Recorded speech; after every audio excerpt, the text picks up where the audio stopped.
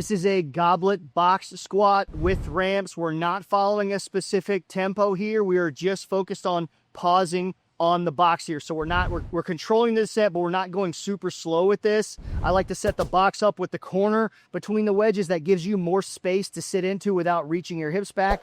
You will need to play around with the height of the box and the width of these ramps to fit your needs, to make sure your knees can stay straight through your toes and your back can keep from rounding and arching based on your hip mobility. If we are working with you and doing your programming, we will handle that for you. So I want you to start by getting your feet on these ramps, finding 3 points of contact, and just softening your knees so you can find a good neutral pelvis. All you really need to do that is do a nice, long, slow exhale. Let go of your pelvic floor and your glutes. Just let everything chill, and a lot of times things will fall right into place. From that position, I'm going to get the stack and the goblet position set up. I'm going to get nice and tall in my spine with the neutral pelvis and the goblet in this position. I can already feel my obliques right here, which is what we're looking for when we stack. So I'm going to exhale slowly, like I'm breathing through a straw.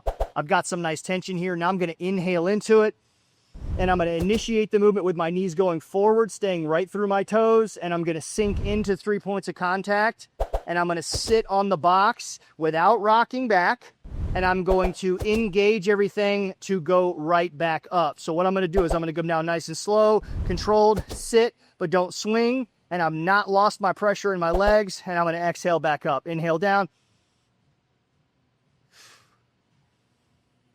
Sit, go.